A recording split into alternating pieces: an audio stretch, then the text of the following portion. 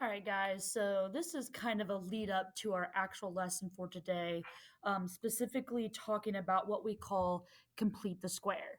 So today's lesson, again, is all about completing the square. And what this is, oops, and what this is another way to solve quadratics. So far we've looked at factoring, we've looked at solving with square root, and now we're going to look at what we call complete the square. So we're not going to actually get into all the details of how to do that in this video. This video just shows you honestly how it works. You don't need to take notes over any of this. Really, I just want you to watch this and understand it so you can know where complete the square comes from. Because it's good to know where these things come from so you're not just watching me do something and be like, oh, okay, she said so, so that's how it's got to work. So for complete the square, basically, you usually have something in the format where you have your x squared and then your plus b, right? So you've got something like this. And we can finish this problem by getting our plus c by completing the square. So what you would do is you would come over here and you would drag your algebra tile, so this x squared, and you'd put that down. So that represents the x squared here. And then this right here represents the axis. So we're looking at, oops, so we're using this and this here. So then you have 1x squared and you have 8 of these x tiles. So I'm just going to drag over 8 right now. We'll deal with them here in a second. So we've got 4, 5, 6, 7, 8. Okay. And we want to make a square. So to do that, we want to add on to this big x squared to help us make a full square.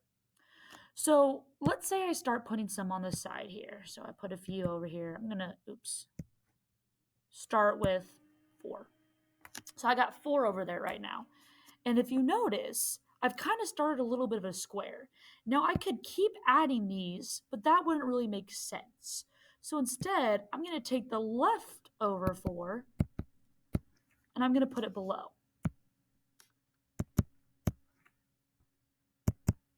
So as you can see, I'm kind of starting to create this square, right? But what we're missing is we're missing this middle part here. We need to fill that in. Okay, so what we're going to use to fill that in is we're going to use these blocks of 1. So I'm going to take these blocks of 1 and I'm going to fill in this square here. Like so.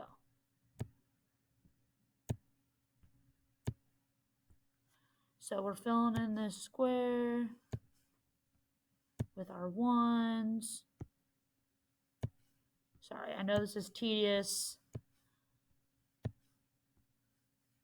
You obviously won't have to do this. This is just showing you where this comes from. So now that I have filled in this square, we want to figure out how many of these 1s that, oh, come on. Here we go. How many of those 1s that I have? Because that is what's going to come after specifically this 8x here. We're looking for that integer. So if I look at this, it's a square, right? It's a square of 1, 2, 3, 4, and then 1, 2, 3, 4 across. So basically, we're taking 4 times 4 to get 16. And that's what we want to add here. We want to add this 16 because we have now completed the square. So basically what we're doing is we're squaring 4.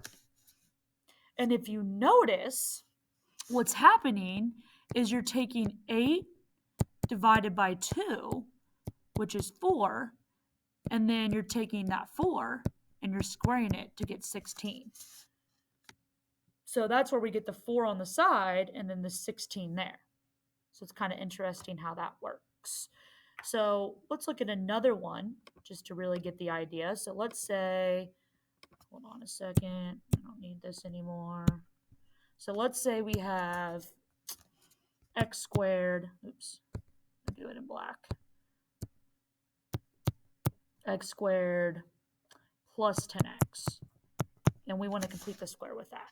So we want to start with one of our x squareds here. And then this time, if we take 10 divided by 2, we want 5 on each side. So we've got 5 there. Oops.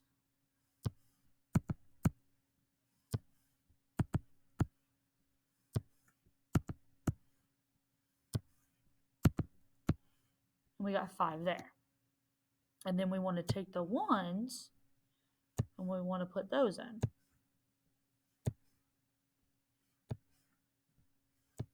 So if you remember, if we think of this as a square, right, we take the 10 divided by 2 to get the 5. So that's how we got 5 on each side. And then we wanted to square that 5 to figure out we need 25 ones. So if you were to actually fill these ones in, you'll notice that we end up with 25 of them. So we have the outside of our square here. Oops.